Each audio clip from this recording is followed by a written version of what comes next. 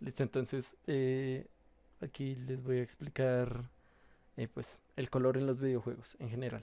Sé que digamos lo de la teoría de color es un poquito aburrido en general, sí, pues porque al fin y al cabo eh, pues temas de estudio que y teóricos que pues muchas veces aburren, pero eh, se los se los traté de poner acá de una forma un poquito más didáctica, si se podría decir así, o un poquito más entretenida, pues para que por lo entender de una forma un poquito más suave, o sea, para que la información le entre mejor a uno. Entonces, pues, el color en los videojuegos, ¿no? Primero, pues, ¿qué es el color? Eso sí ya es un concepto básico que pues necesitamos saber.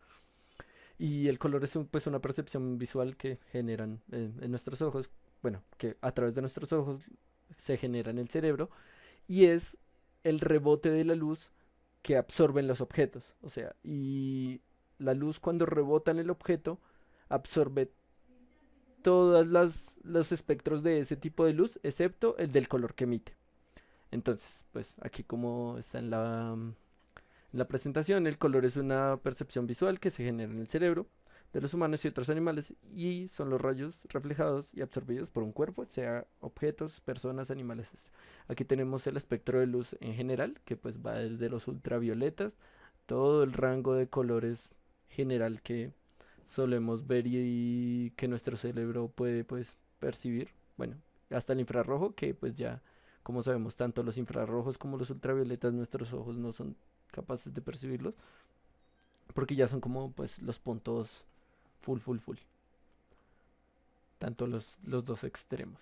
Entonces ahora, acá tenemos el círculo cromático, que es lo que utilizamos en la mayoría de aplicaciones, herramientas y todo, tanto en Unreal como en Substance, Blender, Photoshop, Krita, aquellos tipos de programas digitales que tenemos o incluso pues ya también de impresión, pues tenemos las cosas como los pantones que son para guías de color. Esta es una guía de color donde tenemos pues toda la gama de colores. Como podemos ver, desde los infrarrojos hasta los ultravioletas, pues es como si fuera la misma tira anterior, pero pues unida una punta con la otra. Entonces por eso se representa en un círculo porque es un poquito más fácil. Entonces aquí podemos tener toda la gama de colores que hay dentro de estos. Dentro de estos pues se ordena un poquitico más fácil. Podemos encontrar los colores tanto primarios como secundarios y subtonos. Ahora, los colores primarios. Ahí están los colores aditivos y los colores subtractivos, que pues ambos son colores primarios, pero son para diferentes cosas. Digamos, hay aquí los colores subtractivos o el CMYK son colores pigmento o colores tinta, que son los que se utilizan sobre todo en impresiones, ya de papelería, de tarjetas de presentación, pósters y todo este tipo de cosas. Se utilizan los colores CMYK, que pues los principales y por sus siglas serían cian, magenta, amarillo y el K equivale al negro. Eh, y los colores aditivos, o sea, si combinamos esos colores, al añadirse más, son colores luz, pues la luz en su total esplendor se podría decir es blanca. Entonces, al añadir un color encima de otro, pues si añadimos, digamos, todos los colores primarios en uno solo, pues el resultado va a ser blanco, porque pues es ya mucha luz. Y en los colores sustractivos, pues al ser tanta tinta encima de otra, se va a volver un poco más, se va a volver oscura o el resultado va a ser negro cuando combinamos estos colores. Entonces, los colores aditivos o los colores luz pues los principales son el RGB, que es Red, Green and Blue, o rojo, verde y azul. Y pues aquí podemos ver la combinación de estos pues acá entre en medio, tanto la combinación del rojo con el verde, que pues genera un amarillo, la del azul con el rojo que genera un morado, y la del verde con el azul que genera un tipo de cian, que pues también podemos ver que como la combinación de estos son como también los primarios de los colores subtractivos, como el magenta, el cian y el amarillo, se representan también acá. Espérenme, que creo que, bueno, voy a terminar este, ya les doy un ejemplo. Entonces, ahora, la psicología del color y sobre todo de cómo se utiliza en videojuegos. Bueno, primero la psicología del color en general y ya voy a dar unos ejemplos de cómo se utilizan los videojuegos, que es una cosa pues bastante importante para los que digamos, personas como Mau que generan sus propios videojuegos o las empresas indie o las empresas en general de videojuegos, pues tienen que seguir como todo este tipo de reglas o, bueno, cuestiones o conceptos generales que hay sobre los colores y sobre qué identifican cada uno. Entonces, la psicología del color, pues es el efecto que causan estos colores o cómo lo percibimos los humanos, tanto en las conductas, emociones y demás. Entonces ahora vamos a iniciar con el rojo. El rojo pues usualmente su psicología representa tanto amor, pues muchos, perdón, ahí voy a hacer un corte, todos los colores tienen tanto representaciones como se podría decir malas como buenas, ¿sí? O sea, y muchas veces también hay varios colores que comparten una misma percepción, como digamos puede ser la del poder, que varios colores podrían significar poder dependiendo del uso. Pero pues entonces, ahora acá vamos a iniciar con el rojo, que pues el rojo siempre representa tanto amor, pasión, energía, determinación, violencia, ira y peligro. Eh, el azul ya es un poquito más frío, significa aislamiento, melancolía, pasividad, calma, estabilidad, que son colores que podemos ver en tanto, digamos, en el mar, en el cielo, cosas así, digamos, ya también en lo de la pasión, fuerza, energía, eso lo podemos ver tanto cosas como la sangre, en la ira como personajes, bueno, no sé si han visto intensamente, pues la ira está representada con el color rojo, eso va por psicología y cosas de ese estilo. Entonces, aquí como podemos ver, el azul, frialdad, melancolía, pasividad, calma, lealtad, sobre todo hay muchos pues perdón, personajes de videojuegos que se representan mucho con el color azul y que digamos dentro de toda la historia son personas leales al, se pueden decir al prota, entonces pues se representan con ese color ya a base de la psicología. El verde pues como todos podemos saber representa naturaleza, seguridad, crecimiento, es la esperanza, el verde esperanza, frescura, salud, ecología y sanación. El amarillo ya representa alegría, energía, felicidad, lideración, observación, valor, riqueza.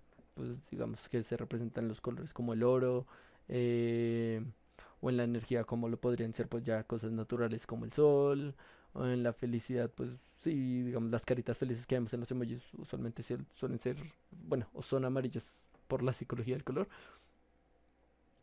Todo este estudio que se hizo sobre los colores. El morado, pues esto lo puse sobre todo en muchos videojuegos, se representa como tóxico, sobrenatural, corrupto, ambicioso, lujoso y de poder. Sobre todo lo de poder se dice porque en la antigüedad este pigmento morado o el violeta y demás era muy difícil de conseguir, pues tocaba de algunas flores muy específicas y demás, y era muy caro y costoso de conseguir.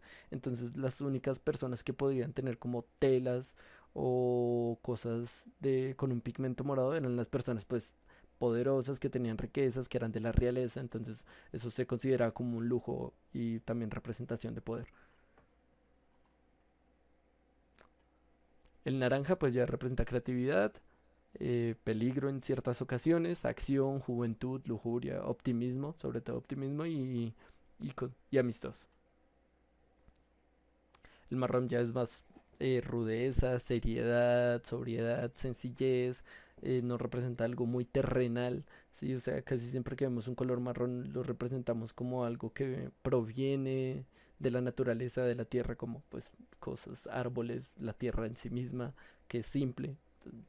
Todo esto nos representa el color marrón. El blanco, que es uno de los, pues creo de los más utilizados en todo. Y pues como vemos acá en los colores, como ya expliqué anteriormente, en los colores luz, la adición de todos esos colores en sí, uno encima de otro, al final va a dar blanco. Entonces, tanto en los videojuegos en general lo vamos a ver demasiado. Entonces acá tenemos los colores luz, pues, perdón, el color blanco que representa luz, bondad, inocencia, pureza, calma, frío en ciertas ocasiones, igual, al igual que el azul, y suavidad. Acá tenemos también el negro, que se representa como elegancia, sofisticado, muerte, oscuridad, misterio y maldad. Que Esto lo podemos ver tanto, digamos, en juegos del espacio, el negro es muy representativo, como en cosas que son como muy desoladas, em, que dan como esa sensación de, sí, de vacío, perdón, de oscuridad, de la nada. Es muy representativo para ese tipo de cosas y tipo de juegos. Ahora aquí tenemos algunos ejemplos. Digamos, aquí puse este primero que todo, el de Hollow Knight. Creo que es un ejemplo muy bueno, ya que Hollow Knight utiliza muchos colores fríos y pues con las gamas un poco tenues, un poquito ya más bajitas, más suaves. Y esto hace que, digamos, incluso el protagonista, al tener colores tan similares como, como el entorno, tampoco se pierda. Pero también que no generen tanto alto contraste y asimismo sea agradable a la vista. O sea, digamos, nosotros podemos pasar un muy buen rato de horas jugando Hollow Knight y nuestros ojos no se van a cansar tanto con juegos que ya, digamos, con comparación de juegos que sean un poquito más saturados de color, pues ya que estos cansan un poquito más al ojo humano.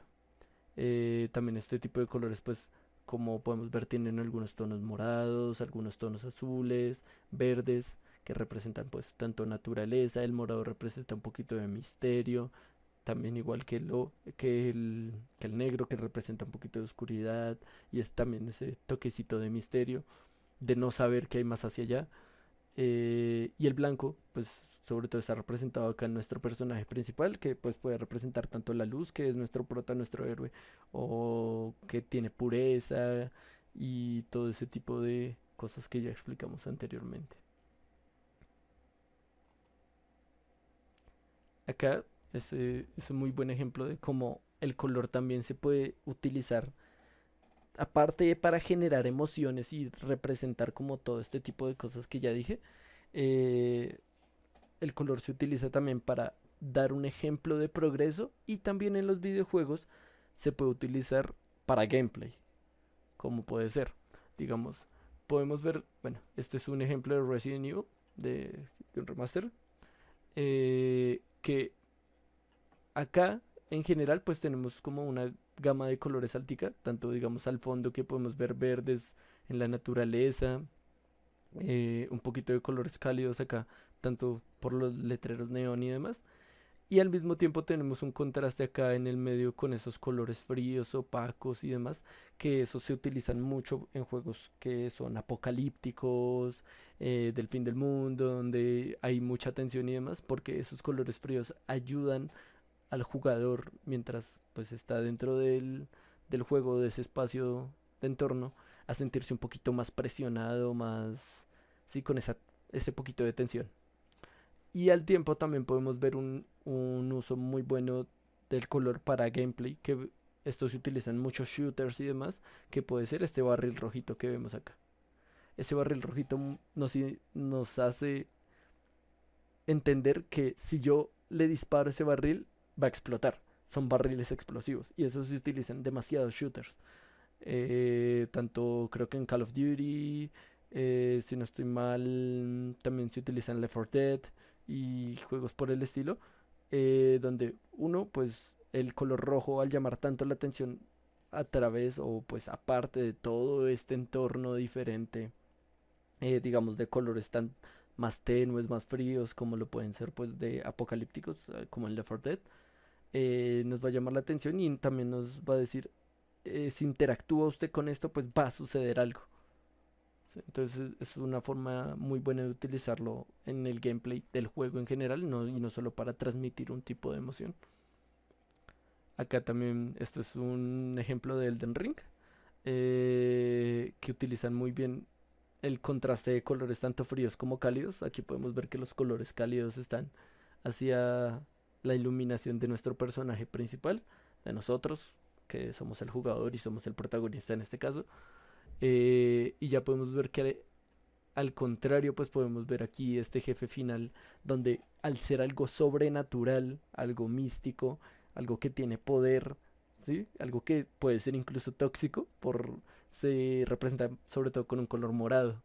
Entonces es algo muy sobrenatural, es algo fantasioso. En los juegos, en general, se utilizan mucho estos colores, tanto morados, violetas y demás, un poquito saturados, para dar esa sensación como de fantasía, de que es un poquito no real, sí, como de que es algo, puede ser algo misterioso, algo que no conocemos, o pues en este caso es algo que es sobrenatural y tiene demasiado poder, como es un jefe final, y también en el entorno alrededor podemos percibir tanto más colores fríos como llegando un poquito más hacia el negro, hacia los bordes, para dar esa sensación de misteriosidad y también de vacío alrededor de, o sea, de como en este caso de la pelea contra el jefe, solo las dos cosas importantes están como el jefe y nosotros, y alrededor ya tanto los colores como el poco uso de cosas de environment, de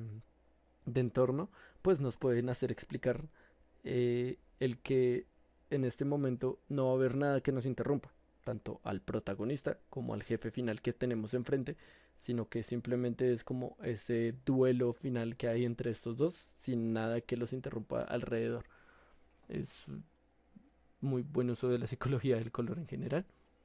Acá también tengo otro ejemplo donde se utiliza tanto en la UI como en el gameplay. Acá en el gameplay podemos ver, esto es de God of War, Ragnarok. Podemos ver que esta es una escena, bueno, es un pedazo del gameplay del juego donde en sí tanto el prota como, bueno, como su acompañante y el entorno en general, los colores hacen entender de que estamos en un lugar que es un poquito más calmado, que es pasivo, o sea, al usar como los colores un poquito más cálidos, como lo pueden ser los amarillos y los naranjas, tanto también los colores verdes y azules para representar como ese tipo de naturaleza, nos hacen entender que es un lugar seguro en el que podemos explorar tranquilamente y también utilizan un muy buen uso de la psicología del color en general en videojuegos que se utiliza sobre todo el rojo y el verde para las barras de energía y de salud. Siempre tanto podemos ver ejemplos como en GTA, bueno, aquí tanto en God of War, o creo que la mayoría de juegos que tenemos como tanto una barra de salud y de energía y de poder, se representan tanto con el rojo, el verde y también se llega a representar con el morado por el poder. Creo que esto también lo podemos ver mucho en League of Legends eh, y juegos así que, pues, donde tengamos como cierta barra de energía y de salud. Se utiliza demasiado y es muy buen uso de la psicología del color. Acá tenemos otro ejemplo del morado, del como digamos aquí en Mario en este nivel se representa como algo tóxico, donde si llegamos a caer en ese piso pues se va, pues nos vamos a morir.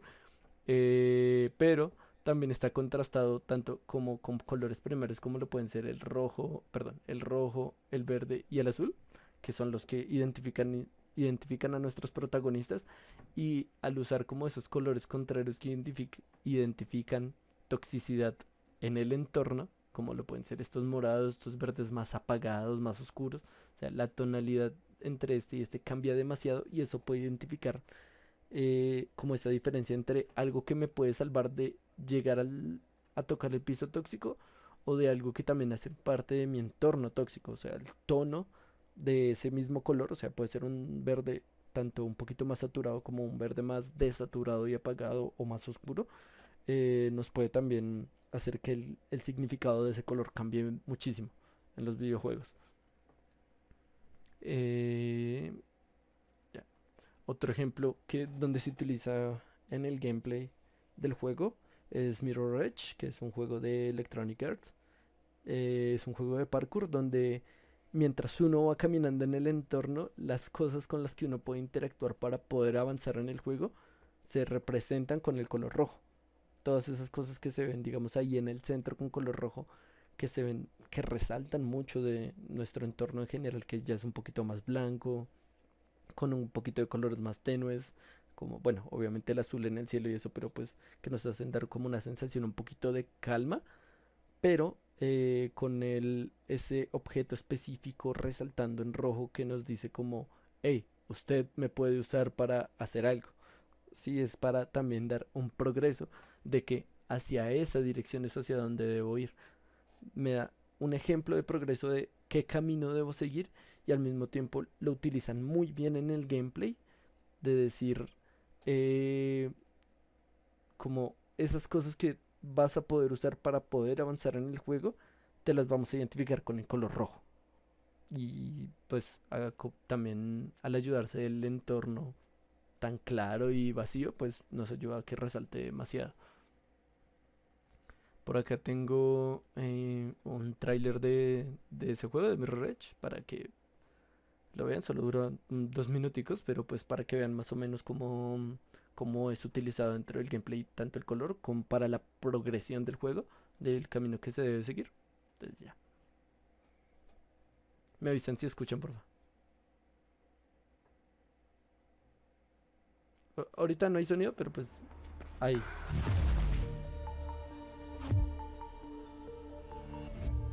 Sí, listo, perfecto.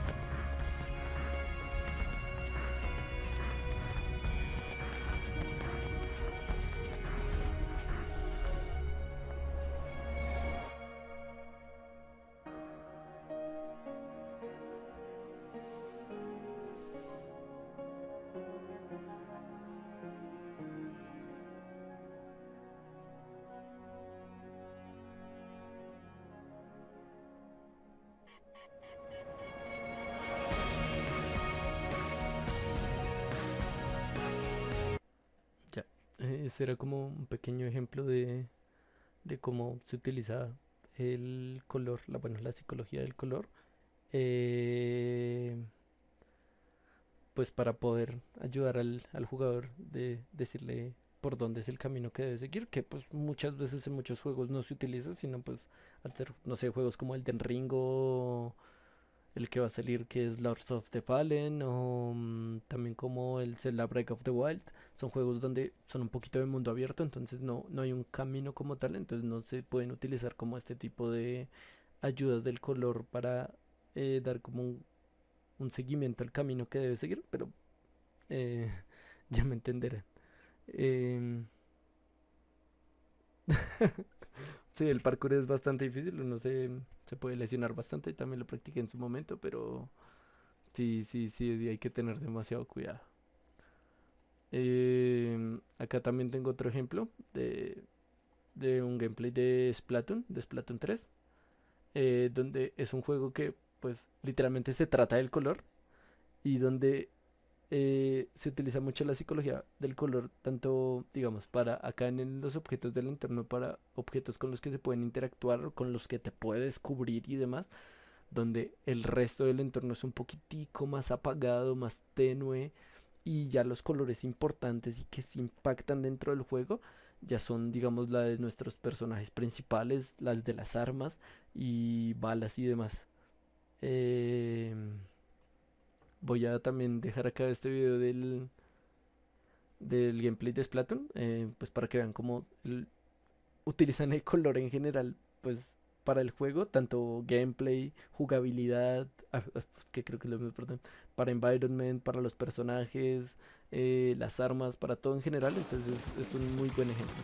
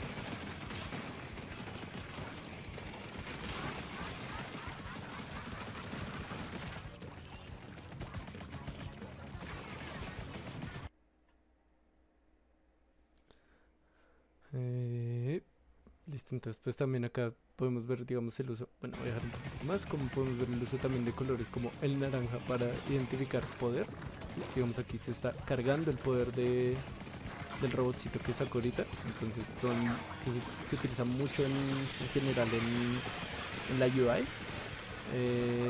También pues dentro del gameplay, por más de que esté lleno mucho de color, podemos ver que las formas en general del juego son notables. O sea, pues yo puedo identificar tanto un personaje muy bien alrededor del entorno, por más de que esté muy lleno de color, puedo identificarlo bien. Y cómo utilizan eso, el color, tanto como jugabilidad como la parte principal del juego, digamos que las personas, o bueno, el personaje solo se puede mover por los espacios donde tiene su color, pues mover un poquito más rápido y ya no puede, digamos, eso, hacer como meterse bajo de la pintura en el lugar donde no es el control, no es el color de él. Eh, a ver, ¿qué pregunta? Eh, Ayer que no hay teoría, pero funcionan bien.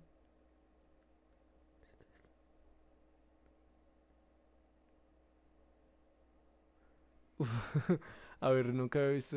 El Dead Island sí lo había tenido como por ahí presente, pero no el Cruelty Squad. Lo voy a buscar. Eh, Cruelty Squad. Venga, a ver, miramos.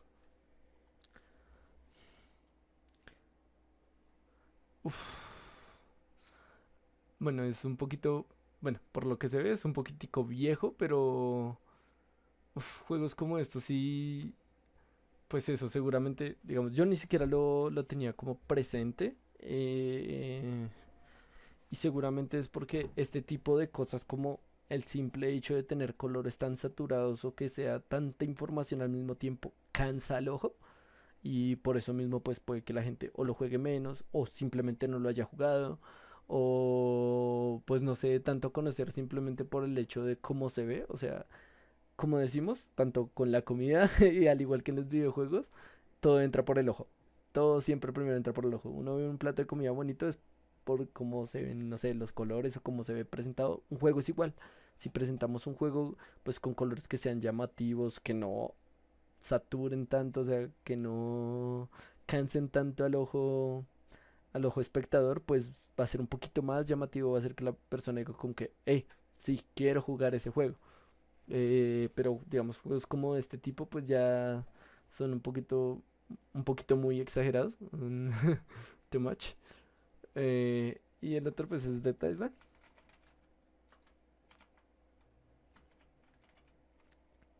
Si es el de Thailand. Bueno, a ver, miramos el de Thailand. What the fuck. Bueno, eso me recuerda mucho también a Rust, un poquitico. Y a The Forest. The Forest utiliza también con un poquito la misma gama de colores, por lo que son como parecidos. O sea, una isla, en este caso son zombies, o pues como en el caso de The Forest son como, no sé, gente rara, mutante, un poquito extraña. Pero al ser entornos parecidos, pues podemos ver que se utilizan muchos colores similares, como pues tanto verdes para la naturaleza, azules, marrones, pues tanto para ver esas cosas que provienen como de la tierra, y ya colores muy representativos como tanto para los personajes, como podemos ver, que son el rojo, naranja, morado, que representan, o sea, pues si vemos el lore del juego, pues que yo no me lo sé, pero pues seguramente este personaje tendrá un poquito de poder, este será un poquito más neutral o más serio, más rudo.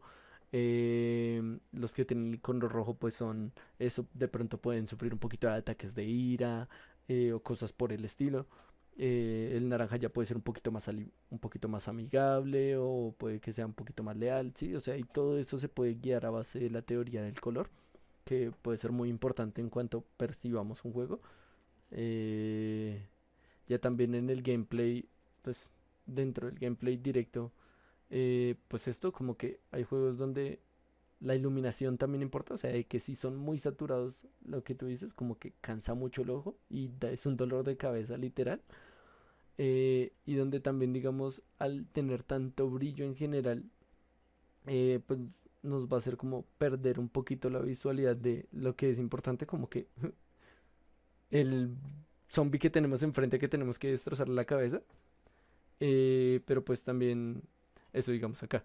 Tenemos como los colores un poquito pues tanto verdes, naturales, todo un poquito más apagadito. Y el personaje principal que pues me imagino dentro del juego, no sé, será alguna ayuda o algo, pues está representado con el color rojo, que en este caso pues también es como creo que un salvavidas, que tanto en los juegos como en la vida real pues los botiquines y demás se representan con ese color rojo precisamente para eso, como para llamar la atención y decir, hey, usted me puede usar. Y al igual que los barriles rojos para destruir los barriles explosivos, son muy utilizados pues con esos colores llamativos precisamente para eso, para llamar mucho, mucho la atención. Pero ya con juegos que son como tan saturados de color en general, muchas veces hasta se pierden dentro del juego, así como que nunca los usamos o esto porque al ser un juego con tanto color alrededor, pues lo pasamos desapercibido. ¿Hay alguna otra pregunta sobre esto?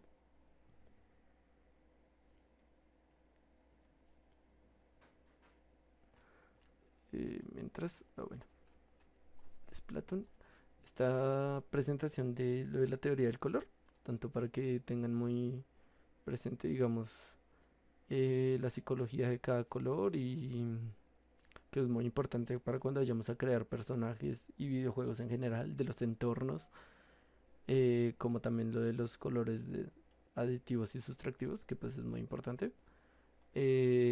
Todo esto se lo voy a dejar ahí, se los voy a dejar ahí en el Drive. Y pues creo que ahí ya les dijo, sí, aquí ya quedó el Substance Painter, entonces para que lo descarguen.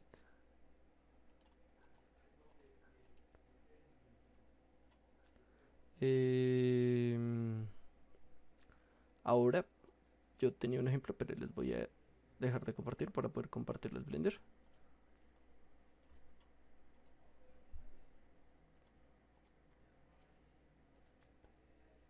Me avisan porfa cuando vean.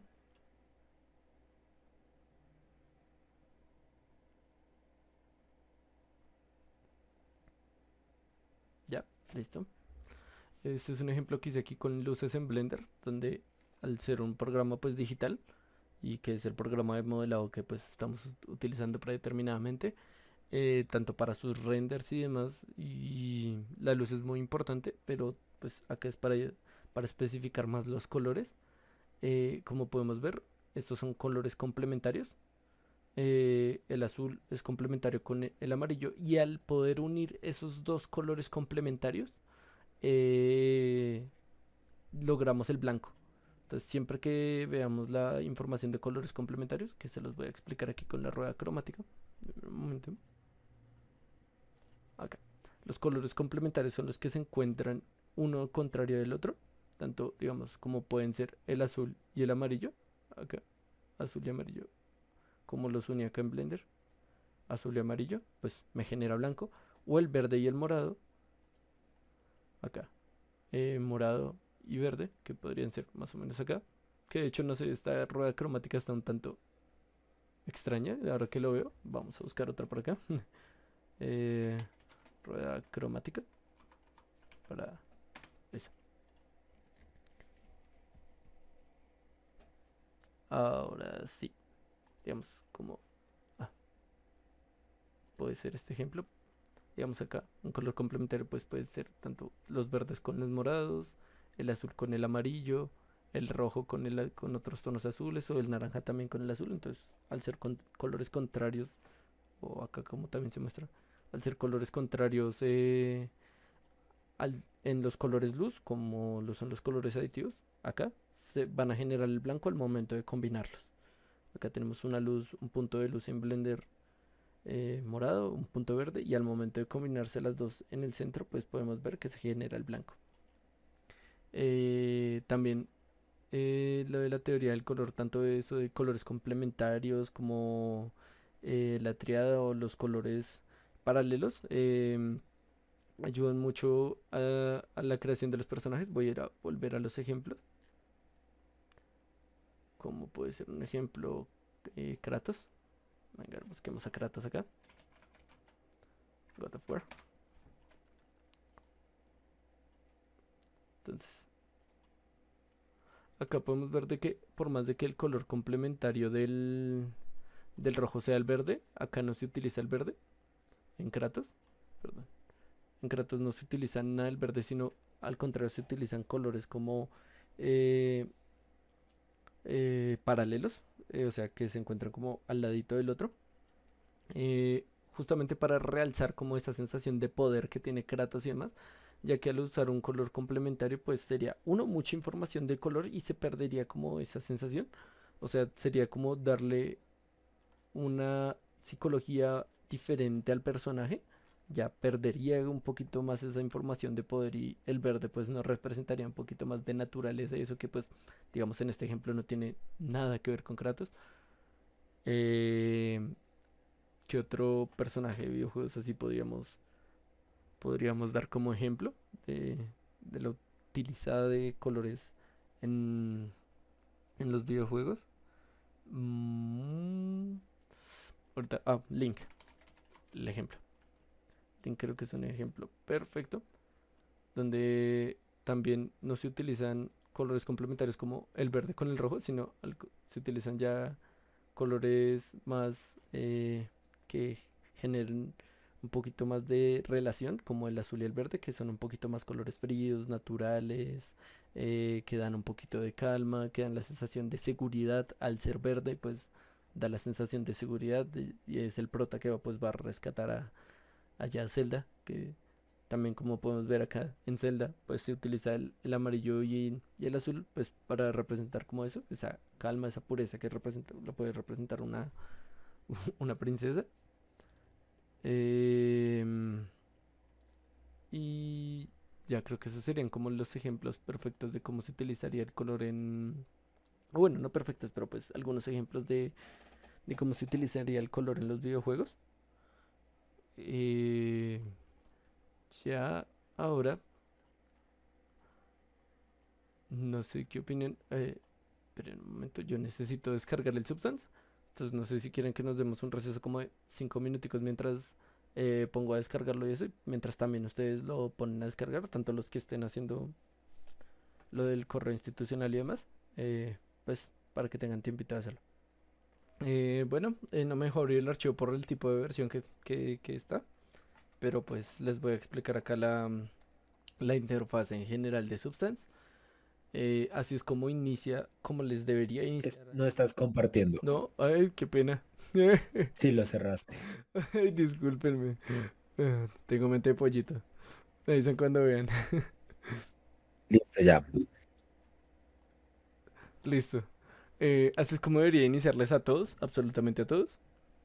No importa la versión de Substance, casi siempre inicia así. Los materiales y demás archivos y assets, la librería en general a la izquierda, las dos visualizaciones, el texture set, ya les explico qué es cada uno, los layers, settings, o sea, así tal cual y como estoy, les debería aparecer sin importar la versión. ¿Dónde pueden ver la versión del Substance que descargue? Sea que de donde sea que lo descarguen, acá abajo a la derecha. Aquí le aparece uno, cuánto disco está usando, que digamos aquí me dice que es el 47%, y la versión del Substance. Entonces ahí siempre pueden ver la versión del Substance. Entonces, algo que tiene Substance al igual que Blender es que nos puede dejar editar la interfaz para, digamos, ya crear la comodidad de nosotros, en caso tal de que tengamos dos pantallas, poder poner, digamos, una ventana de estas en otra pantalla, que eso nos ayuda a liberar mucho espacio. Yo en este caso no tengo dos pantallas, pero pues el que la tenga simplemente, digamos, es coger alguna parte de estas, como por ejemplo este, lo voy a seleccionar un clic y lo voy a arrastrar, digamos, a este espacio vacío. Ahí me queda la ventana suelta. Ya esto, lo puedo reescalar acá. Desde la esquinita me van a aparecer estas dos flechitas. Lo puedo reescalar. Ahí pues lo puedo volver a jalar un poquitico. Y esto, digamos, lo puedo llevar así hacia la otra pantalla que tenga. Y me va a liberar espacio para tener más espacio acá para previsualizar mi objeto o mi personaje en sí que traiga. Recomendable para los que no tengan dos pantallas al igual que yo. En vez de dejar la librería aquí a la izquierda, yo casi siempre la dejo aquí abajo ocupa un poquito menos de espacio y nos da un poquito más de visualidad arriba a nuestro objeto.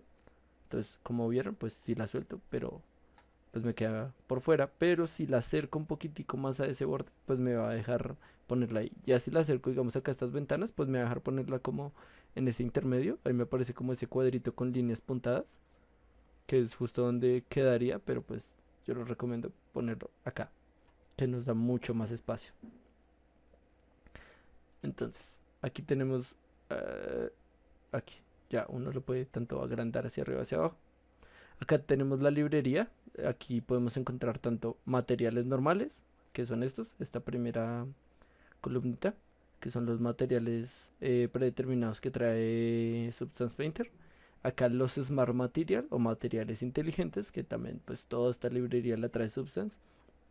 Que cada uno de estos materiales pues va a ser algo totalmente diferente en nuestro objeto si se lo colocamos. La manera de poner estos materiales y demás es simplemente como dándole clic y arrastrándolos al objeto o acá en nuestras layers en caso tal de que tengamos en nuestras capas. En este caso no tengo porque no tengo ningún archivo subido, pero voy a ver si me deja sin necesidad de crear simplemente un archivo con algún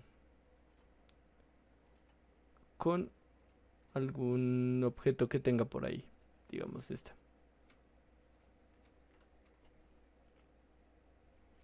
Ahí para crear uno nuevo, pero le voy a dar X. Ahí. Esto lo está haciendo es porque no le tengo VS a ese archivo. Entonces, lo que hace Substance es crear unas VS automáticas. Que eso sirve en caso tal de que solo necesitamos hacer como algo para render y ya, pero pues no lo recomiendo mucho. Preferiblemente hacer siempre las VS. Nah, se está demorando mucho. En un momento lo voy a cerrar a lo grosero. Voy a descargar este FBX. Y con eso ya les puedo explicar en el escritorio. Listo. Entonces ahí voy a abrir de nuevo un archivo nuevo de Substance. O sea, voy a abrir Substance Painter normal. Ahí esperar a que cargue. Y la interfaz debería aparecerme como le aparecen a todo el mundo. Ya después de que uno edite la interfaz, es posible que Substance se la abra tal y como uno la tiene editada. Digamos, el archivo cuando uno lo guarde y lo vuelve a abrir, si editaron la interfaz, pues le va a abrir como la dejaron editada. Entonces esta ventanita casi siempre la cierran. Acá pues como les decía, les aparece la librería, las dos previsualizaciones. Ya, entonces, para crear un archivo nuevo en Substance, voy a darle aquí en File, en New, y acá tenemos la ventana del nuevo proyecto. Siempre que vayan a crear un proyecto, ya que va a ser para videojuegos, aquí en Normal Map Format, o sea, en el formato de las normales, de las mapas de normales, póngalo en DirectX, porque este es el formato en el que trabaja un Real Engine. Entonces, un Real siempre pónganlo, bueno, Substance, perdón, el formato de las normales, siempre en DirectX. Acá casi siempre yo la resolución del documento lo dejo en un tamaño mediano, que es 2048. Acá tenemos muchos templates que son pues templates tanto del proyecto en general como para poder exportar las texturas después. Que digamos pueden usar el de Unreal Engine 4, que es el de Started Assets, o simplemente no usar ninguno y poder seleccionar ya directamente acá en Select. Podemos seleccionar nuestro objeto que sea Low Poly. Ahí sí o sí debemos seleccionar nuestro objeto Low Poly. Ahí le damos seleccionar, le damos en abrir. Y ya cuando tengamos esto, usualmente no se le mueve nada más acá a la ventana y le damos simplemente OK. Después de eso, pues Substance, cuando tenga nubes, como en este caso, se las va a cargar así, o sea, les va a cargar el objeto en este lado izquierdo. Ahora, ¿cómo hacemos para movernos en nuestra previsualización de Substance? Es igual que en Maya, para los que hayan utilizado Maya. Para los que no, si yo presiono Alt y mi clic izquierdo normal, pues puedo orbitar a base de mi objeto. Si presiono Alt y la ruedita del ratón, voy a panear Y si presiono Alt y clic derecho, pues puedo hacer zoom o zoom in o zoom out hacia mi objeto. Si presiono, digamos, si yo me acerco mucho o si me alejo demasiado y quiero centrar mi objeto, voy a presionar F y me va a acercar hacia mi objeto. Entonces aquí tenemos la visualización en 3D de mi objeto y aquí tenemos la visualización de las UVs. Entonces eso también lo podemos cambiar acá en esta parte de toda esta pestaña, que acá digamos en toda esta pestaña podemos encontrar tanto la forma digamos de la herramienta que tengamos seleccionada, tanto el pincel, el borrador y demás. ¿Sí? Digamos acá como en esta que es de selección, podemos seleccionar tanto triángulos, cuadrados, objetos o islas de UVs, que son todas estas islas, cada una es una isla diferente. Entonces aquí podemos encontrar como las opciones de esa herramienta en la parte de arriba. Acá como encontramos las herramientas a la parte izquierda, el pincel, borrador, este casi nunca se utiliza, esta de selección sí, el dedo, el sello, y entonces acá podemos encontrar como todas las opciones de cada una de estas herramientas. También más hacia la derecha, pues podemos digamos acá encontrar el tamaño del pincel, el flujo del pincel y la opacidad del pincel. El flujo y la opacidad son como lo que va a controlar qué tanta tinta o no bota ese pincel y con, sí, o como que con qué tanta dureza. Y el spacing ya es, digamos, que tengamos un pincel predeterminado y eso, digamos, haga que no la pincelada no sea recta, sino, digamos, si le subo el spacing, que eso, que me genere como un espacio predeterminado dentro de la forma inicial del pincel, que sería como el círculo. Aquí pueden ver si lo voy aumentando en el Properties Paint, como se va aumentando el espacio entre cada una de esas pinceladas. Bueno, de las propiedades del pincel. Entonces ahí voy pintando y el spacing pues va cambiando. Esto casi siempre se deja quieto, al menos de que en serio lo necesitemos. Acá como pueden ver tengo una layer. En la parte de layers tengo una layer creada, que es la que crea para determinada Substance Painter al entrar. Usualmente pues no sé, se elimina y se crean digamos capas. Acá es donde se crean las capas, tanto de pinturas como máscaras, como efectos, como capas de pinceles, capas de relleno, capas de Smart Material o de presets, que son los que tenemos aquí abajo, y demás. Entonces, acá, bueno, voy a crear una capa de pincel para poder utilizar la herramienta del pincel y seguir explicándoles eso. Acá también podemos encontrar después de lo de las opciones del pincel y la distancia y demás, encontramos las opciones de simetría como esta y también simetría radial, pero cuando activamos la simetría nos deja poder hacer las opciones de simetría radial. Esta simetría radial casi nunca se utiliza, pero pues digamos aquí la podemos hacer en diferentes ejes y acá mirror symmetry y radial symmetry. Aquí en radial symmetry, como pueden ver, si presiono mi pincel, ahí se ven como las repeticiones radiales, pero pues también depende del eje. Digamos, puedo cambiarla al eje Y como pueden ver ahí, si doy la pincelada, pues se me va a dar radialmente con las repeticiones que le dé.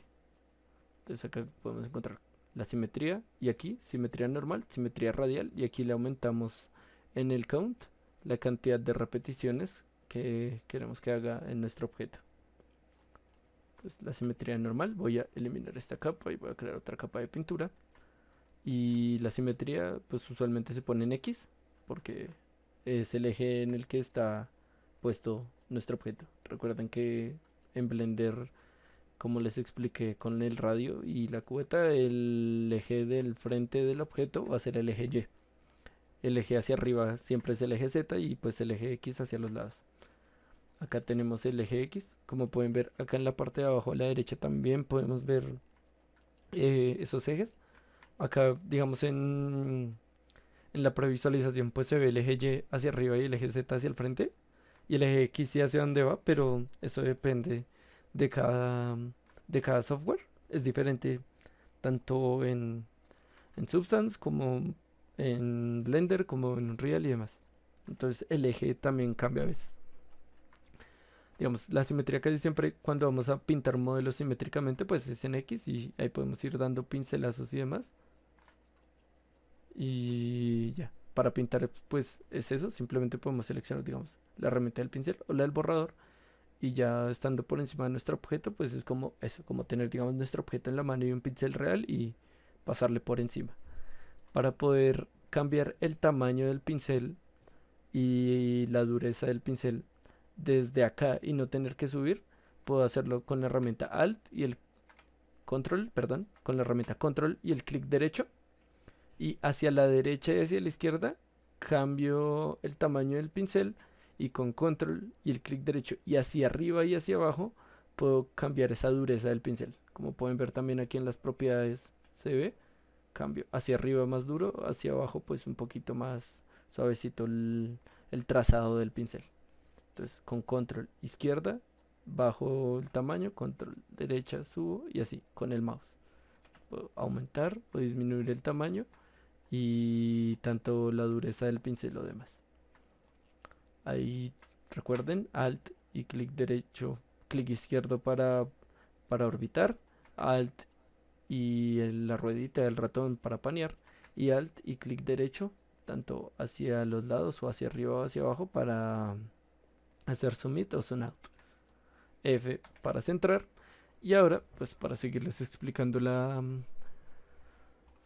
interfaz, entonces, acá podemos ver los dos tipos de previsualización de Substance, tanto el objeto 3D como el objeto 2D. Eso también lo puedo cambiar.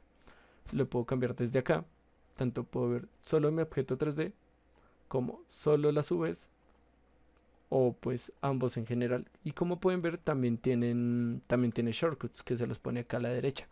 Como el objeto 2D y 3D al mismo tiempo es F1, solo 3D es F2 y solo 2D es F3. Entonces, aquí F2 solo 3D, F3 solo Vs y F1 ambas. Si doy F4 se va a cambiar de lado esta con esta. Si doy ahí F4 simplemente se me van a cambiar de lado estas dos. Casi siempre se deja así, pero ya para gustos colores. Ahora, acá tenemos nuestra capa de nuestras layers. eh, que, digamos acá, las capas que casi siempre se utilizan son tanto la de pintura como la de relleno. Ya estas capas, tanto de máscaras y de efectos, se las voy a explicar en la siguiente clase, que se le aplican a estas máscaras de pintura y de relleno. Pero entonces acá tenemos nuestra interfaz de layers. También al lado de nuestra interfaz de layers tenemos la interfaz del bakeo. Entonces los mapas del bakeo son los que le vamos a proyectar de nuestro modelo de alto poligonaje a nuestro modelo de bajo poligonaje, que digamos en este caso es este. Acá podemos seleccionar los canales en channels, el tamaño de las texturas, que va a ser digamos 2048 como lo había seleccionado en mi archivo anteriormente. Acá los canales, dependiendo del proyecto, pues puede que necesite más o menos canales, pero pues los básicos son los únicos que vamos a necesitar. Caso tal de necesitar otro, pues ya les explicaré cómo poder ponerlo. Ya si seguimos bajando, esto casi nunca se utiliza. Acá en el Mesh Maps es donde bakeamos nuestros canales de nuestro modelo de alto poligonaje a nuestro modelo de bajo poligonaje. Ya el bakeo también se los explicaré en, en la siguiente clase. Acá en las Properties Field podemos mirar las propiedades de las capas. En las propiedades de pintura de las capas de pintura, pues podemos ver ese pincel, lo que esté añadiendo. Digamos, si voy a pintar, puedo decirle que me edite o que me añada ese pincelazo. Puede ser en el canal de color, en el canal metálico, en el canal de roughness, que es el brillo, en el canal de las normales, que son muy pocas veces se edita en sí, y en el canal de la altura, que uno le puede dar una más o menos altura. Todo eso se los explicaré en la siguiente clase.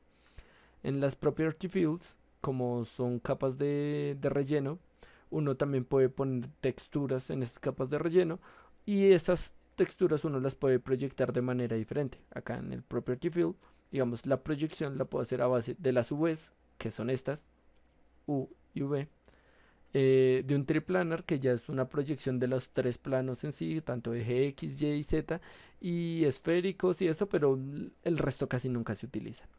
El taileo de esa textura, que es la cantidad de veces que se repite esa textura dentro de mi espacio. Todo eso también se los explicaré bien a más detalle en la siguiente clase. Acá podemos ver pues eso. Si esta capa yo quiero que solo me edite o que solo me afecte, digamos, la parte del color, pues puedo simplemente con Alt y clic seleccionar solo el color y como pueden ver en esta capa solo puedo editar el color. Nada más, no me va a afectar nada más. Ya si quiero ir encendiendo cada uno de los otros canales, pues los enciendo o los apago en caso tal de no querer utilizarlos. Aquí arriba podemos ver nuestra texture set list, que es como el nombre de la proyección, bueno, el nombre de nuestro archivo en sí. Eh, que digamos, este texture set list siempre va a agarrar, digamos, el nombre que le pongamos al material en Blender. Si yo aquí en Blender le pongo al nombre del material de este, le pongo bebé piel, aquí me va a aparecer bebé piel. Y así, y esto se puede utilizar tanto para, digamos, en caso tal de que tengamos más materiales o más sets de texturas, como les había explicado que se pueden utilizar muchos más, pues puedo tanto apagar unos como otros en caso de no querer visualizarlos o querer visualizar solo unos, o también poder utilizarlos como para el nombrado de mis texturas después. Ya también pues acá más adelante podemos ver la propiedad de visualización. Digamos aquí lo estoy viendo en perspectiva, pero también lo puedo ver en una vista ortográfica, que pueden ver acá los shortcuts son F5 y F6. Entonces si doy F6, ahí lo veo en una vista ortográfica. Ya si lo veo totalmente de frente con, si voy digamos orbitando y presiono Shift, se va a pegar a la vista más cercana. Listo. Entonces, digamos, acá lo estoy viendo en vista ortográfica y como pueden ver, pues se ve recto, pero ya si lo paso con F5 a mi vista de perspectiva, pues pueden ver que ahí se le da esa profundidad al objeto. Siempre, por favor, tratar de manejar más el de perspectiva, tanto en Blender como aquí en Substance, porque puede cambiar un poquitico si trabajamos todo el tiempo en ortográfico. Acá también para mover y manejar este espacio de las Vs podemos presionar lo mismo, Alt y clic derecho para rotar. Con Shift se va a mantener como más snapeado hacia un eje.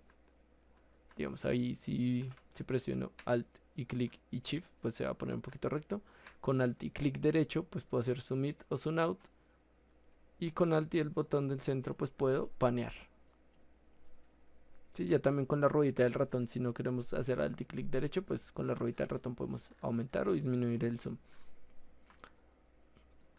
Ahora, dentro de estas dos propiedades de visualización, también podemos ir cambiando la visualización de los canales. Aquí, digamos, estoy viendo el material en general completo, ¿cierto? Pero en caso tal de yo querer solo ver un solo canal, digamos acá, single channel, digamos como el base color, como el metálico, como el roughness, como el normal del hit, ahí los puedo ir cambiando. Estos ya son los canales, ya más abajo son los mesh maps, que son los canales que bakeamos, que pues aquí aparece una lista un poquito larga, pero pues ya lo entenderán más a fondo. Estos canales también los podemos cambiar con, digamos, B, puedo ir cambiando los canales que son bakeados y con C los canales generales, que con C son estos single channels, los primeros de arribita, digamos, tanto normal, height, base color, metallic, roughness, ¿sí? Ven que solo va cambiando dentro de estos. Y con B ya cambio dentro de estos mesh maps, con B, ahí podemos ver ID, ambient occlusion, curvature position, todos estos dos van a ir cambiando con B. Entonces, y con M vuelvo a la previsualización del material normal. También puedo acá en mi visualización mover la luz del mundo. ¿Cómo lo hago? Con Shift y clic derecho puedo girar la posición de esa luz pues para ver cómo me afecta más la luz y la sombra dentro del material que le esté asignando a mi objeto. Aquí ya también más adelante podemos ver las propiedades de la cámara. Esta casi tampoco nunca se utiliza. Aquí ya podemos ver la pestaña del bakeo, que esto es nuevo en Substance. Antes el bakeo pues no nos mostraba esta previsualización. Dándole clic ahí, o pues voy a darle aquí Return to Painting Mode, me devuelve a esto. Si voy a Texture Set Settings y le doy Bake Mesh Maps, también me va a llevar a esta pestaña, que es donde bakeamos nuestro modelo de alto poligonaje con nuestro modelo de bajo poligonaje. Acá también en el bakeo puedo hacer que utilice el mismo modelo de bajo poligonaje como el modelo de alto poligonaje. O sea, en caso tal de que yo no tenga un modelo de alto poligonaje y quiera sacar los mapas a base del mismo modelo de bajo poligonaje, lo puedo hacer utilizando esta opción. Hide Only Parameters, que es Use Low Poly Mesh as High Poly Mesh. O sea, utilizar mi modelo Low Poly como mi modelo High Poly. Caso tal de que si tengamos un modelo High Poly, aquí en High Definition Meshes, lo seleccionamos desde este archivo, desde esta carpetica acá de archivo, y ahí pues vamos y seleccionamos el objeto que tengamos, que necesitemos. Acá podemos ver el output size, que va a ser como el tamaño de las texturas que queramos, como las queramos exportar, que en este caso pues va a ser 2048. Más abajo podemos ver las propiedades generales del bakeo, tanto acá no se ve, cuando ya les estoy explicando del bakeo pues lo van a entender más. Este max frontal distance son la distancia que va a agarrar de mi objeto hacia afuera, y el max rear distance, la distancia que me va a agarrar el objeto hacia adentro y con otros objetos. Acá más abajo podemos ver más opciones, tanto de que cuando podemos bakear mi objeto completo, o si ya lo tenemos nombrado por partes en Substance, que esto también se los explico ahorita, la nombrada, antes de, de acabar la clase.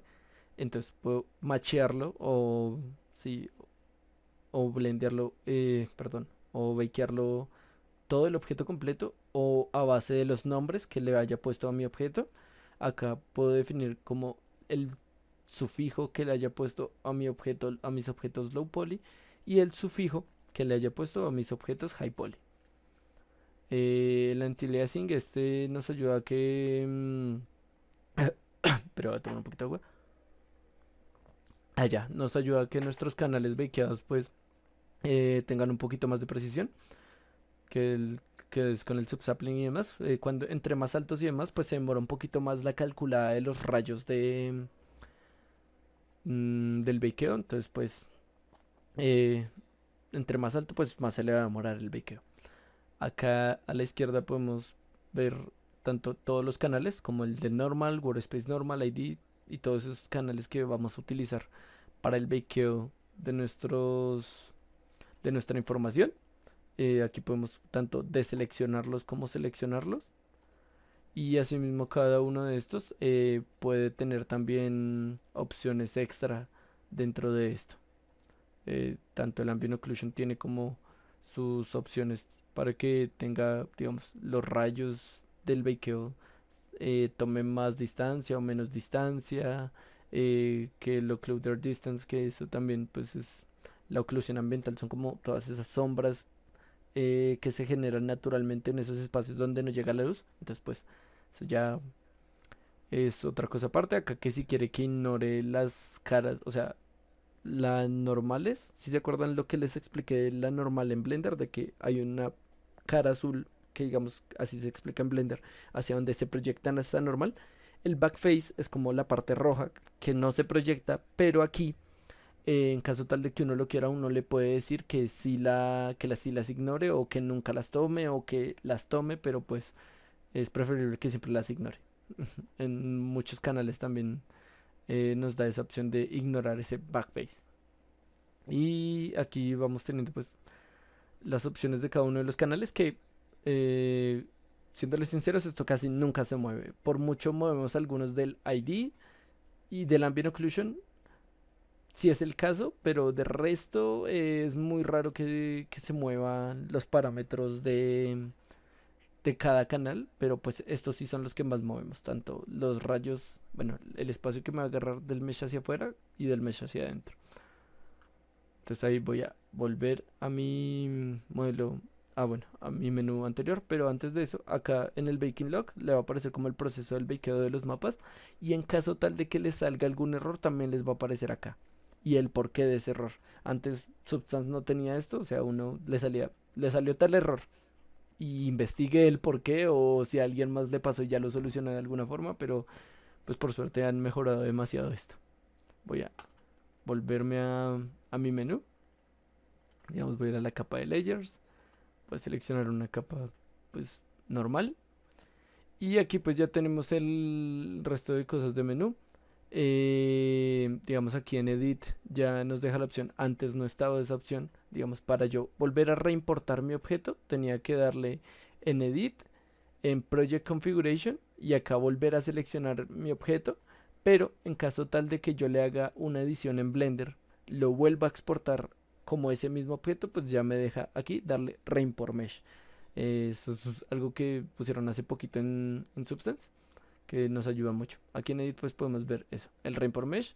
Si quiero configurar mi proyecto ya creado, algo de mi proyecto ya creado, tanto el mapa de normales como el objeto seleccionado, o reimportar el mesh, o ya pues las opciones general de Substance, que esto también casi nunca se mueve.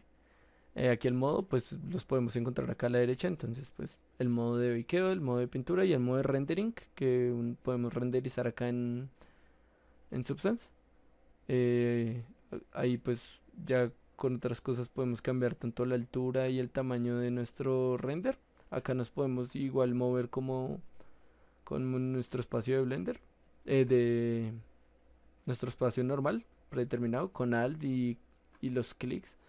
Alt y clic derecho para hacer zoom in o zoom out, Alt y clic izquierdo para orbitar y Alt y la ruedita del ratón para panear. Ahí digamos, vuelvo aquí a mi modo de pintura. Entonces acá en Mode pues podemos ver estos mismos tres modos. Acá en Window pues puedo resetear digamos la UI. Entonces si yo le doy Reset UI, como pueden ver me devuelve esto acá a la izquierda en vez de dejarlo aquí abajo como yo lo tenía. También ocultar la UI, que pues esto lo hacen con Tab para ocultar todos estos menús. Em, Aquí también podemos cargar alguna UI que tengamos, digamos que hayamos descargado o que tengamos en otro computador y la hayamos exportado, que como la exportamos acá, Save UI, y digamos Save UI Painting Mode, y ahí me deja guardar esa UI como un archivo para digamos cargarla en otro computador.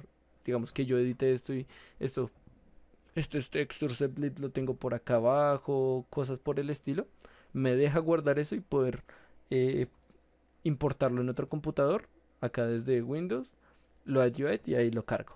Y acá pues puedo guardar tanto el Painting Mode, Rendering Mode y el Baking Mode, que cada uno de ellos se puede editar. En Views pues puedo ver tanto más menús o menos, como el Display, como el Display Settings, que es este también aparece por acá. ¿Dónde está? Ah, no, lo moví. Entonces este Display Settings también debería poder verse allá, pero... Ah, ¿qué se hizo? Views, Display Settings. Ah, acá. Es este, Display Settings. Siempre está aquí a la izquierda, pero pues si ya le pongo en Window y View y Display Settings, pues puede que se salga ahí el menú o que simplemente lo muestre. Entonces aquí podemos ver o más menús o menos, pero pues casi nunca utilizamos ninguno extra. ¿Hay alguna pregunta? Las propiedades de los pinceles. Eh, ya te muestro. Digamos, usualmente acá tenemos las propiedades de los pinceles, digamos, en la capa del pincel, ¿no? Entonces tengo el brush, el alfa que tiene el brush o el tipo, digamos, el tamaño, el size y demás. Entonces, digamos, voy a seleccionar un pincel X, como este. ¿cierto? Y digamos le va a cambiar el tamaño con control y agrandando y también la fuerza del pincel. Acá en Apply Default Brush o... Espera, no, Apply Default Brush es para aplicárselo al brush predeterminado, esas opciones que le acabé de mover. Pero si quieres resetearlo en general, pues yo te diría como que simplemente selecciones un pincel y vuelvas a seleccionar el otro y ya lo tienes predeterminado. O sea, como vendría desde el inicio. Sí, ahí se vuelve a cambiar, digamos, si yo hago esto y selecciono uno y vuelvo al otro, ya va a volver a estar como en el tamaño normal y predeterminado como estaba. Eh,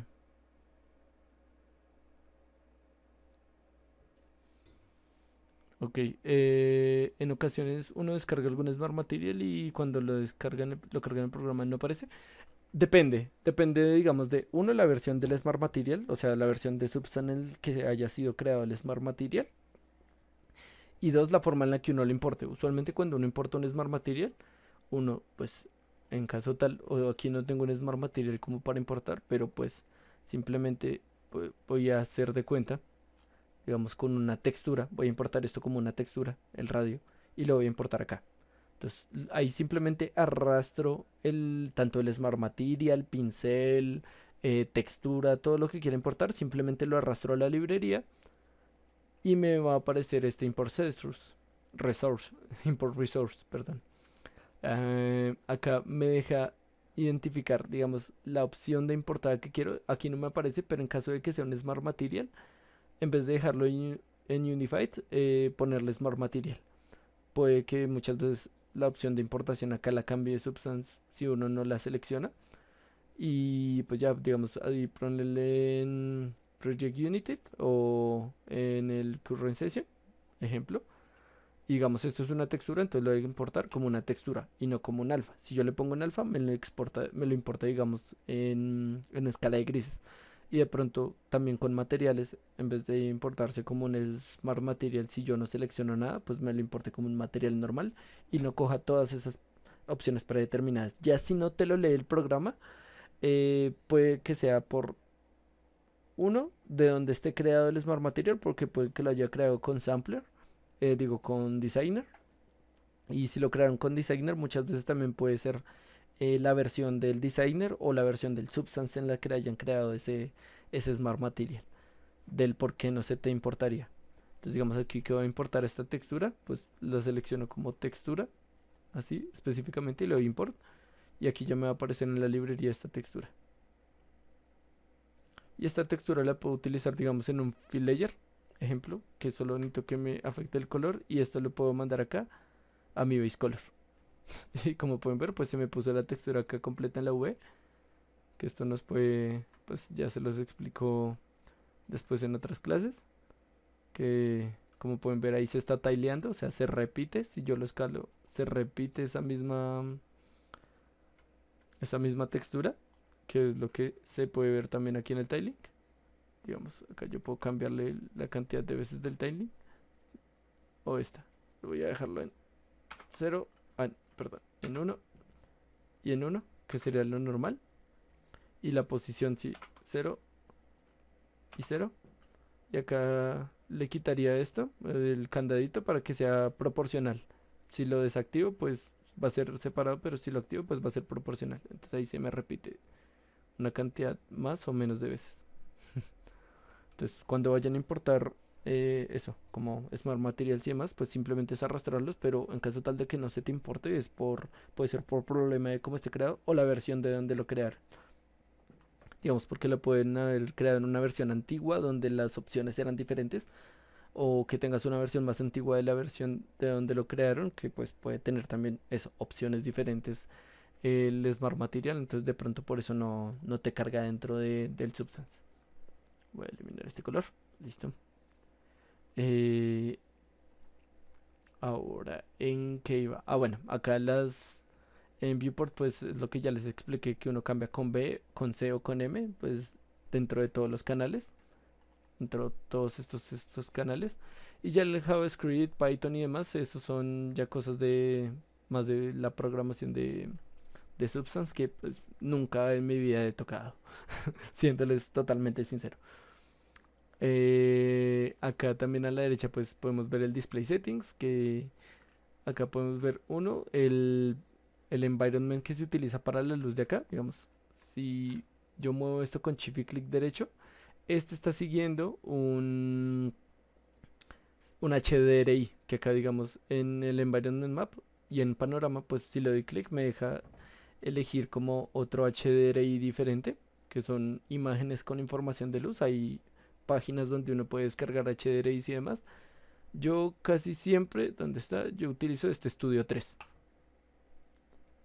Ese es como el que siempre utilizo, que tiene como una luz un poquito más neutral, diría yo, y que no afecta tanto, entonces. Pero también el normal, el de panorama, que es el que... Esto creo que está por... No, por orden alfabético pensé, pero no. ¿O sí? Sí, pero bueno, digamos ahí lo pueden cambiar. Y pues, como pueden ver, la información de luz es diferente. Entonces, digamos, dejémoslo en estudio 3. Acá puedo ver la opacidad del environment, o sea, la que si quiero que se vea o no, lo voy a cambiar con otro que se vea, digamos este. Entonces, acá quiero que se vea el environment de los árboles y esto del HDRI o no. El blur, pues, es qué tan difuminado quiero que se vea o no. Ese environment, usualmente casi nunca se ve porque, o sea, nos puede distraer o nos puede dar información diferente de nuestro objeto. Y la exposición es la cantidad de luz que afecta de ese environment a nuestro objeto. La voy a dejar en una y voy a cambiarlo acá a estudio 3. Listo. Bajarle un poquito la exposición. Eso, que es como esa luz ambiental general. Esa es la exposición que nos afecta de nuestro HDRI. Ya pues las sombras que cree y demás la luz. Casi nunca se le activan las sombras. Y la rotación es la que uno cambia con el shift y clic derecho. Ya las opciones de cámara casi nunca se mueven. Preferiblemente dejarlas predeterminadas, que son estas. Y ya más abajo son las opciones del render. Si no estoy mal, texture setting, viewport settings, camera frame. No, también son un poquito más de opciones de cámara. Aquí en show mesh waveframe, pues puedo ver la geometría del objeto si lo activo. Y esto también me puede ayudar a ver cómo está creada una la geometría y en caso tal de que necesite pintar a base de una geometría. Y también pues acá le puedo cambiar el color a las líneas o lo que sea, pero pues casi siempre se deja así y muy poquitas veces que tenemos como que previsualizar el wireframe de nuestro objeto. Aquí ya tenemos opciones del shader, que ya eso es más del... eh, uy, perdón. Uf, ya, de las cualidades de sustancia en general, pero casi nunca se mueven. O sea, las opciones del shader ya es en serio que uno necesita algo muy específico de mover para que le dé, no sé, una opción muy específica tanto en la ambient occlusion o del blend de velas normales o ese tipo de cosas, pero pues son simplemente cosas que yo no he tocado y que de pronto se necesiten ya en proyectos muy específicos. Aquí es el historial, pues tanto con control Z me devuelvo, con control shift Z me debería dejar. No, con control Z sí me devuelvo, pero con control shift Z no me deja avanzar, pero pues igual puedo avanzar acá dándole clic o devolverme en el historial. Y acá es el log, que es donde les van a aparecer los errores y cosas de importación y demás, o los autoguardados que haga, que haga Substance. Uf, aquí en JavaScript y autosave les recomiendo poder configurarlo, seleccionar una carpeta predeterminada, decirle cada cuántos minutos les hago un autosave y eso, porque muchas veces Substance crashea. Y si uno no activa esto acá en JavaScript de autosave y tenerlo activo, tener un auto guardado así de como de mera emergencia ayuda mucho. Porque se crashea bastante. El 3D siendo 3D, pues se crashea. Entonces acá le doy F para centrar mi objeto y recuerden, Alt, clic izquierdo orbito, alt y clic derecho, zoom in, zoom out y alt y la ruedita del ratón, paneo. Entonces, ya que les expliqué como lo primordial de la interfaz de Substance. Ah, bueno, perdón, me faltó esto. Acá encuentran los materiales en la librería, los Smart Materials, que son los materiales inteligentes que tiene Substance, que estos se guían a base de los canales bakeados. Estos se guían a base de los canales que bakeemos. Los Smart Material, aquí ya tenemos más, eh, pues también son como Smart Mask, o sea, como máscaras inteligentes. Personalmente nunca las utilizo. Prefiero hacer las máscaras de suciedad y demás desde cero. Le da un toque más personal y no se ve tan procedural. Acá ya son filtros, que estos filtros se utilizan dentro de las máscaras que se le agreguemos a las capas. Ya cuando estemos texturizando les voy a explicar cuáles nos sirven y demás. La librería de los pinceles, que como pueden ver podemos traer pinceles de Photoshop y demás. Bueno, no sé por qué no está cargando. Ah, se está demorando un poquito. Y podemos descargar pinceles de otros lados, descargarlo y importarlos acá o traerlos desde Photoshop si lo creamos allá y traerlo acá. Acá ya tenemos la librería de alfas, que son pues, canales en blanco y negro, que estos se utilizan tanto para proyectarlos como una imagen específica o para poder utilizarlos dentro de una máscara. Ya cuando estemos en las clases de texturizado les explicaré bien cómo se pueden usar. La librería de texturas, que aquí varias texturas, tanto en escala de grises, de normales y esto, pero acá en esta librería de texturas casi siempre se utilizan como las tileables, tanto estas de Fabric como las de Grunge y las de Cloud y las de Dirt, que son las que yo utilizo para hacer ya más manualmente, digamos, las máscaras de suciedad y demás. Aquí están. Los noise, todos estos tipos de ruidos en escala de grises son los que se utilizan para poder generar más variación dentro de todo nuestro objeto. Y ya la última pues es la de los panoramas que veíamos allá, entonces pues la de los HDRIs y ya. En finalizar esto es nuestra librería y acá podemos ir agregando o importar o como les digo, simplemente arrastrar la información que queramos importar o en vez de darle aquí en el más o de acá de actualizar. Digamos, este de actualizar nos sirve si importamos una textura y la editamos y no y le crea, no sé, después de haberla importado acá fuimos y la reeditamos de nuevo, pues simplemente acá le sería como el reimportar, se supone. No me deja. Bueno, entonces si no en la textura y le dan clic derecho y debería darle reimport. Export source, shown in. ¿Dónde está la textura? La que importé. Se me perdió. Creo que es esta. Ahora sí. Reload. Acá en Reload la reimportan en caso tal de que le hagan un cambio después. O la eliminan o pueden exportar alguna textura que creen acá. Desde acá. Clic derecho. Y bueno, las que crean les da Export Resource. Hay predeterminadas de Substance que no, o otras que sí. Digamos como esta sí. Pero pues ya.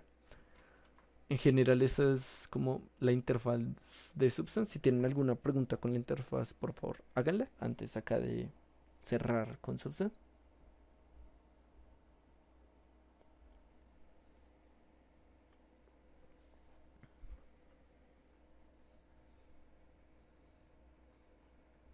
Mm, Creo que no. Voy a abrir acá la del bucket. Y digamos acá, para explicarles lo del nombrado. Entonces acá tenemos, digamos, el base y el high, ¿cierto? Voy a abrir mi modelo high poly. Acá. Eh, Se trabó Blender, siendo Blender, listo. Ahora acá, como pueden ver, yo acá tengo bueno, esto me toca llamarle base y a este me imagino piedra. Lo voy a llamar piedra. eh, Así como por llamarlo rápido, para que no tenga este 001, este sufijo. Este sufijo que ven acá de high es el que utiliza Substance para poder bakear por nombre, ¿sí? Entonces, digamos, yo tengo aquí mi base high y aquí en el base tengo mi base, le voy a poner low porque raya el piso, low, o con todo minúscula, low. Eso es lo que va a utilizar Substance para poder bakear por nombre. En vez de bakearme, digamos, el ambient occlusion, que son esas sombras de oclusión naturales que se generan donde nunca llega la luz. En vez de generarme el ambient occlusion con estas dos combinadas, solo me la va a generar con de la base con la base. Lo que se llame base low poly con lo que se llame base high poly. Y así sucesivamente. Entonces para eso son estos sufijos que les ponemos y estos son los que utiliza Substance para bakear a base de nombres y no el objeto en general, porque pues muchas veces bakear por nombres nos evita muchos errores o sí, muchos errores que al bakear pues en general digamos acá la información de la curva se proyecta encima de esto, puede que pase y todo ese tipo de cosas que pues problemas del 3D en general que se pueden ir arreglando de a poquitos. ¿Tienen alguna pregunta, muchachos? ¿Quieren que vuelva a explicar algo que haya explicado muy rápido de Substance o cualquier tipo de cosa que tengan ahí?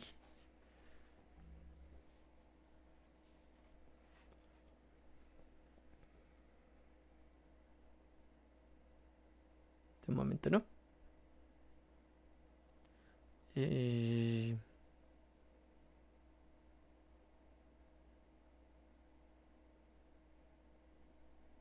ah, bueno, ahí ya pues le puedes escribir a Mau para que él te ayude con lo de la asistencia. Ya, ya ahí sí se sale de mis manos.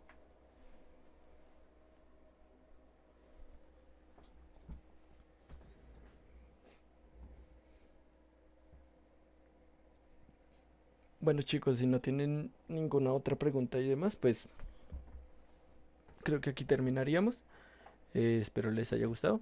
Ah, hay más pinceles que uno puede importar en Substance. Sí, claro, lo que te digo, uno en Substance, digamos, puede, digamos, voy a abrir acá Photoshop y uno puede, digamos, ver un pincel en Photoshop o en alguna página de internet que creen pinceles, lo que sea. Y uno puede guardar esos pinceles e importarlos en... bueno, no sé por qué no me dejó abrir Photoshop. Se crashó. Eh, cerrar el programa. Y importar esos pinceles acá. Cuando tú lo importes con el formato del pincel, tú simplemente lo arrastras acá y te va a dejar importarlo como pincel. Entonces ya después te va a aparecer acá en la librería. Ya también digamos acá en la librería pues puedes, digamos, en Project te va a aparecer lo que solo tengas del proyecto. Si la importaste solo en el proyecto, en Your Assets pues muchas veces se muestra solo lo que hayas importado. Esto cambia. O en las libraries, pues miras todas las librerías.